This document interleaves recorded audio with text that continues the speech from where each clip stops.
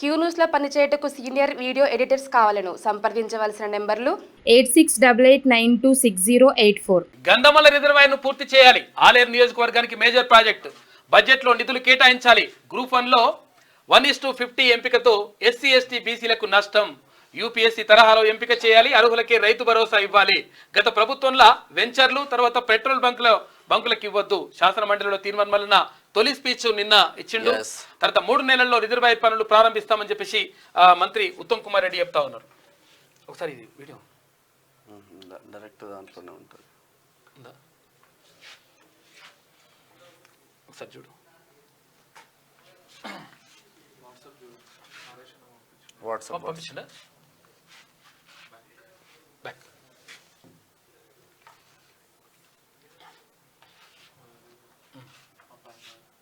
Okay right.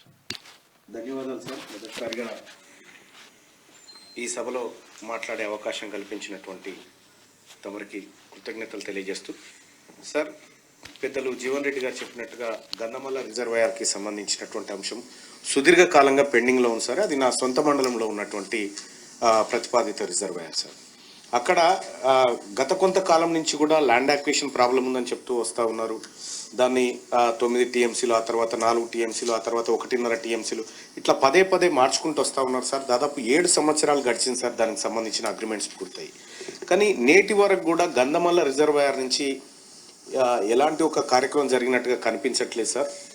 So గత పాలకుల నిర్లక్ష్యమా ఏం జరిగింది అనేది పక్కన పెడితే, వాస్తవానికి అక్కడ ఉన్నటువంటి ఆ ఆలేరు నియోజకవర్గానికి ఉన్నటువంటి ఏకైక ఒక పెద్ద సోర్స్ అవుతుంది సార్ గంధమల్ల రిజర్వాయర్ జరిగితే.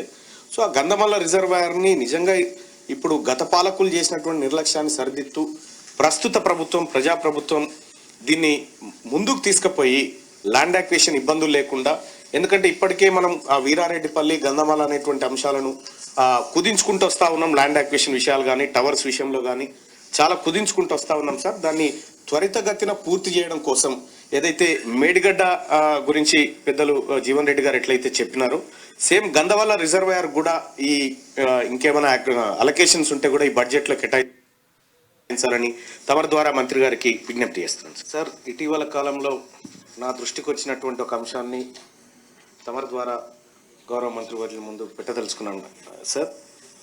అయితే గ్రూప్ 1 పరీక్షకు సంబంధించినటువంటి అంశం ఇటీవల కాలంలో చాలామంది అభ్యర్థులు నన్ను సంప్రదించడం జరిగింది. ప్రస్తుతం ఉన్నటువంటి పరిస్థితుల్లో 1:50 రేషియోలోనే ముందుకెళ్లాలనేది ప్రభుత్వం నుంచి కూడా ఒక ప్రకటన రావడం జరిగింది. కానీ ఇక్కడ అసలైన విషయం ఏంటంటే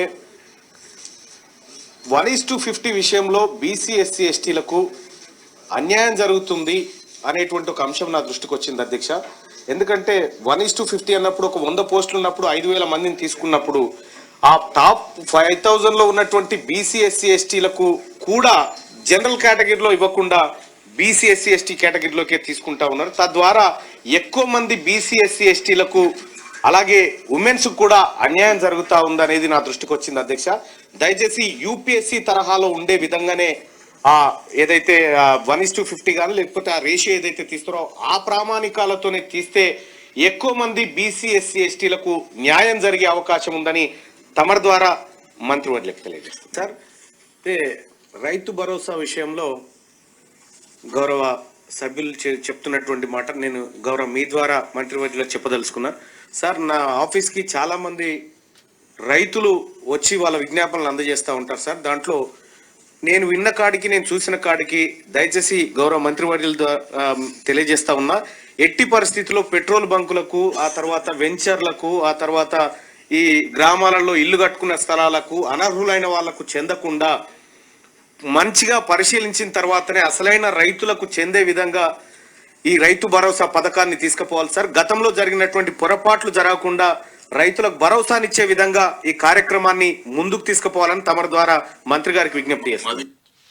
ఇది నిన్న అంటే తొలిసారిగా అసెంబ్లీకి వెళ్ళిండు మల్లన్న, తీర్మానం మల్లన్న, తర్వాత ఎమ్మెల్సీగా వెళ్ళిన తర్వాత అక్కడ మండలిలో మాట్లాడేటువంటి అవకాశం వచ్చింది.